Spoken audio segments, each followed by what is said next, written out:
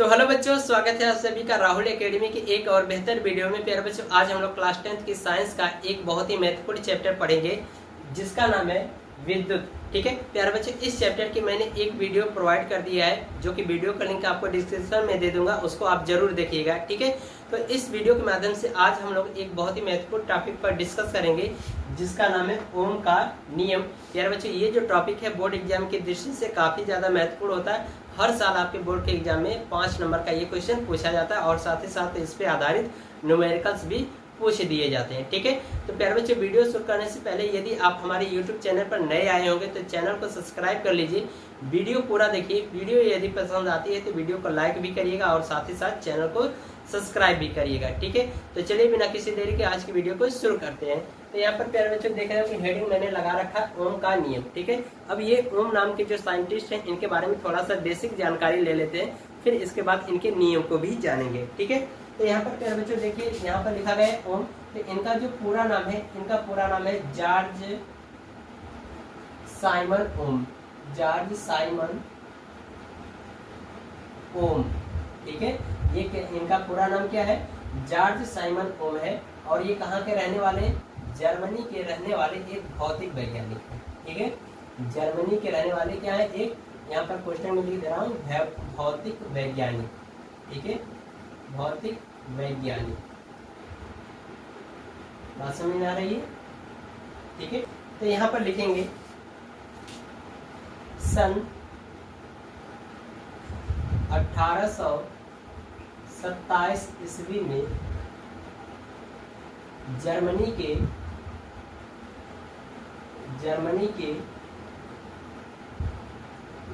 के प्रसिद्ध भौतिक वैज्ञानिक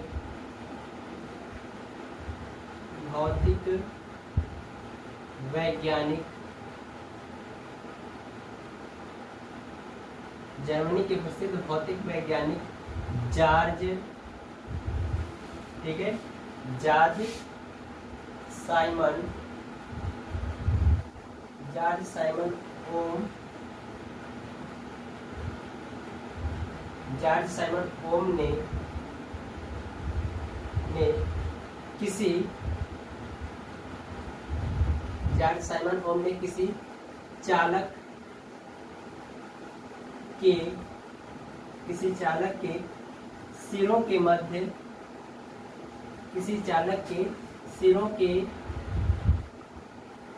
चालक के सिरों के मध्य लगने वाले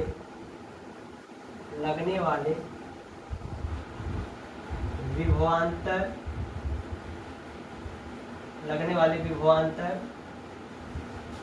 तथा चालक में प्रवाहित विद्युत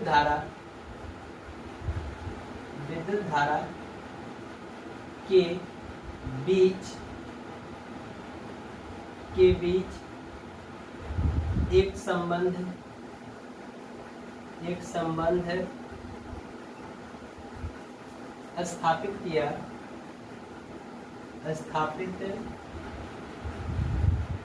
किया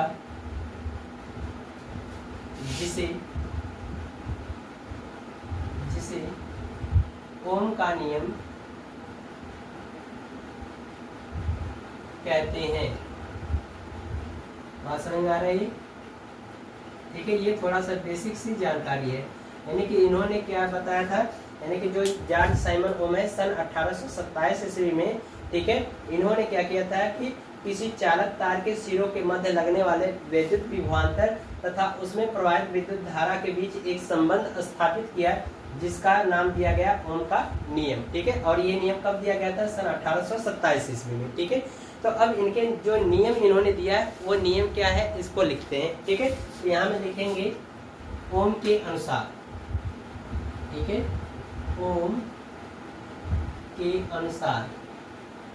ठीक है, ओम के अनुसार।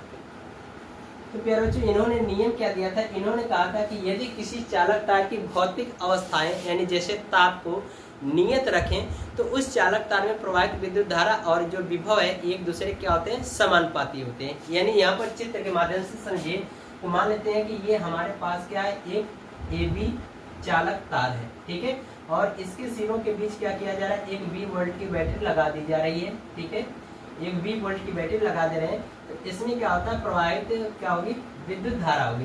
तो इसमें कहा जा रहा है कि किसी चालक तार के सिरों के मध्य लगने वाला विद्युत विभवांतर तथा उसमें प्रवाहित विद्युत धारा I की क्या होता है, समानुपाती होता है। यानी इसका मतलब ये है कि हम जितना विभव का मान बढ़ाएंगे उतना ही चालक तार में विद्युत धारा का मान भी क्या होगा, अधिक होगा, ठीक है। तो ये चीज है, ठीक है। तो यहाँ पर लिखेंगे ओम के अनुसार, यहाँ पे लिखेंगे यदि किसी चालक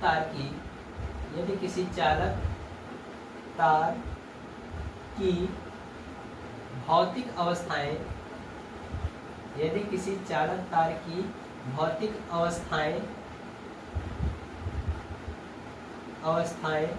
ठीक है,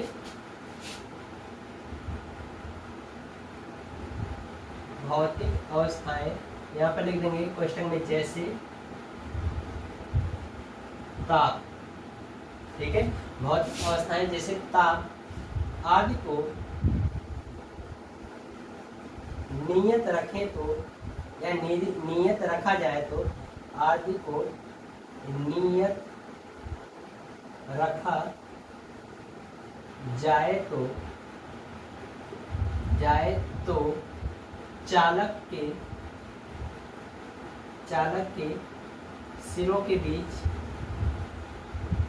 लगने वाला, चालक के सिरों के बीच लगने वाला विभवांतर या विभव कह सकते हैं, ठीक है, चालक तार के सिरों के बीच लगने वाला विभवांतर तथा उसमें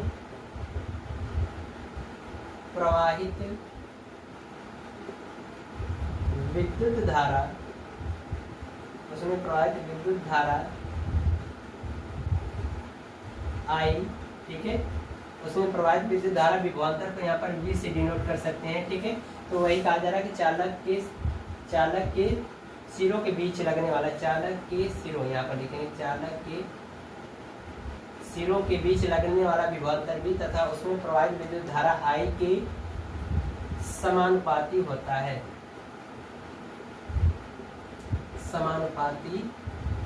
होता है, यही ओम ने क्या किया था, नियम दिया था। यानी इन्होंने ये बताया था अपने नियम में कि यदि किसी चालक तार की भौतिक अवस्था यानी कि ताप, दाब आदि को हम क्या करें, नियत रखें तो उस चालक तार के सिरों के बीच लगने वाला जो वैद्युत विभवांतर है उसमें प्रवाहित विद्युत धारा के क्या होता है, समानुपाती होता है, ठीक है। यानी कि हम इसको कुछ इस तरह से लिख सकते हैं कि जो चालक तार के सिरों के बीच लगने वाला जो विभवांतर मान लेते V है तथा उसमें प्रवाहित विद्युत धारा जो I है वो क्या होगा, एक दूसरे के समानुपाती होगा, ठीक है। यही ओम ने बताया था नियम, यदि हम किसी चालक तार में विद्युत धारा यानी विभव का मान बढ़ाएं तो धारा का भी मान बढ़ेगा। क्यों? क्योंकि जो विभव है वो धारा के समानुपाती होता है, ठीक है। तो यदि प्यारे बच्चों यहाँ से हम समानुपाती के चिन्ह हटाएं तो यहाँ पर एक कांस्टेंट जुड़ता है, तो वो हमारा कांस्टेंट यहाँ पर जुड़ जाएगा R, ठीक है, इंटू I, ठीक है।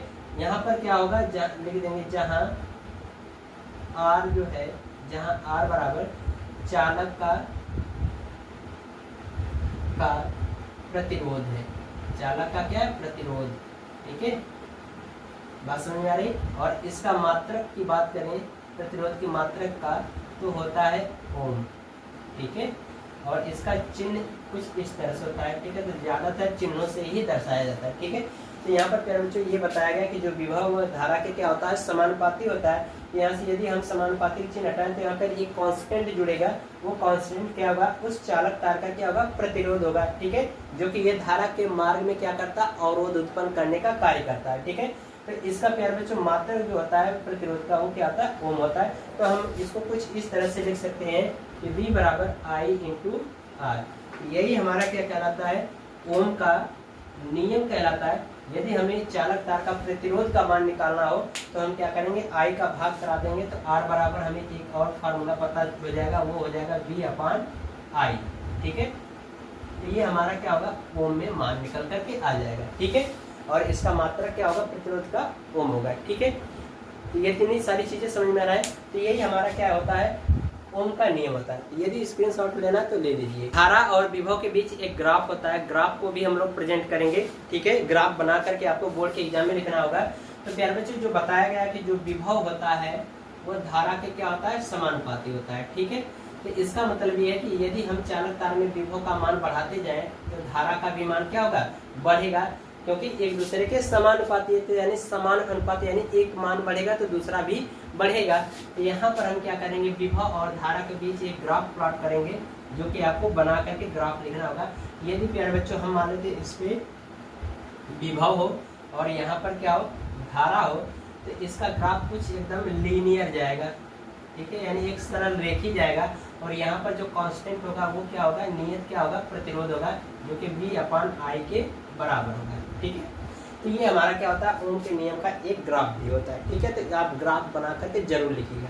ठीक है, चलिए तो अब प्यारे बच्चों, आपसे बोर्ड के एग्जाम में क्वेश्चन पूछा जाता है कि एक ओम को परिभाषित कीजिए। तो हम लोग क्या करेंगे, एक ओम को परिभाषित करेंगे। तो ओम के लिए फार्मूला प्यारे बच्चों यहाँ पर देखो ये है। ठीक है, यहाँ पर मैं दोबारा लिख दे रहा हूँ, R = V/I।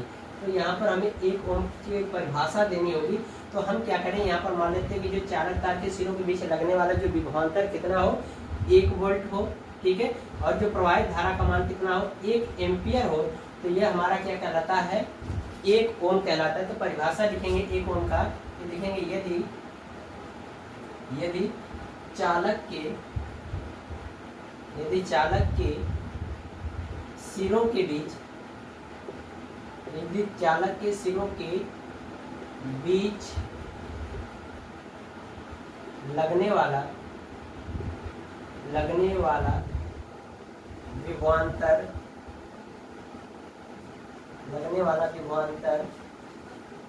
1 वोल्ट तथा प्रवाहित धारा 1 एम्पियर हो, तो 1 एम्पियर हो तो यह मान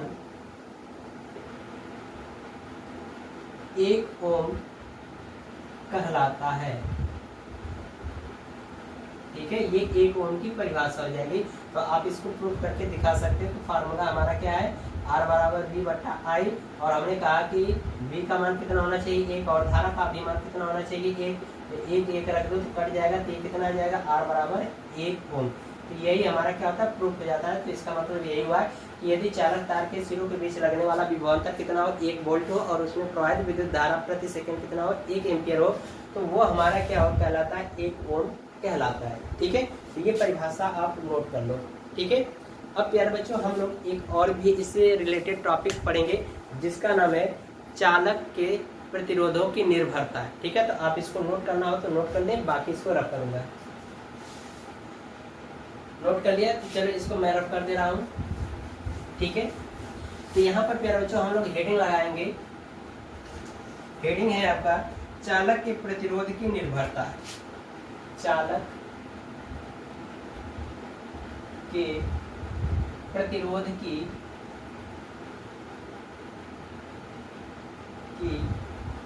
निर्भरता। चालक तार के प्रतिरोध की निर्भरता, यानी कि जो चालक है उस चालक के प्रतिरोध का मान किन किन चीजों पर निर्भर करता है, इन सारी चीजों के बारे में हम लोग समझते हैं। हेडिंग लगा रखा है चालक तार के प्रतिरोध की निर्भरता, यानी कि हम लोग चालक तार के प्रतिरोध की निर्भरता देखेंगे, यानी कि जो चालक तार का जो प्रतिरोध है वह किन किन बातों पर निर्भर करता है। तो पहले जो पॉइंट हेडिंग लगाएंगे हम लोग, हेडिंग होगी चालक तार की लंबाई पर। ठीक है, तो इसके अंतर्गत हम लोग पहले पॉइंट देखेंगे, चालक तार की लंबाई पर। ठीक है, चालक तार की लंबाई पर, यानी कि जो प्रतिरोध, यानी किसी चालक का जो प्रतिरोध है वह चालक तार की लंबाई पर भी क्या करेगा, निर्भर करेगा। यदि हम क्या करते हैं कि चालक तार की लंबाई का मान बढ़ाते हैं तो प्रतिरोध का भी मान बढ़ेगा। ठीक है। तो इसका मतलब हम ये कह सकते हैं कि जो चालक तार का जो प्रतिरोध है उसकी लंबाई की क्या होता है, अनुक्रमानुपाती होता है। तो इसका मतलब कि यदि हम तार की लंबाई का मान बढ़ाएंगे तो प्रतिरोध का भी मान क्या होगा, बढ़ेगा। ठीक है। तो हम यहाँ पर कह सकते हैं कि चालक तार की जो लंबाई यानी जो चालक तार का जो प्रतिरोध है उस चालक तार की लंबाई की क्या होता है, अनुक्रमानुपाती होता है। तो यानी हम लिख सकते हैं R अनुक्रमानुपाती L। तो यहाँ पर क्या होगा प्यारे बच्चों कि यदि हम चालक तार की लंबाई का मान बढ़ाएंगे तो प्रतिरोध का भी मान क्या होगा, बढ़ेगा। तो ये इसको क्या करता है, लंबाई भी प्रभावित करती है कि अगर किसी चालक तार का प्रतिरोध यानी लंबाई का मान बढ़ाएं तो उसके क्या होंगे, प्रतिरोध के भी मान क्या होंगे, बढ़ेंगे। ठीक है। तो दूसरी पॉइंट हम लोग अब यहाँ पर जानेंगे चालक तार के अनुप्रस्थ क्षेत्रफल पर। ठीक है। या फिर हम कह सकते हैं चालक तार के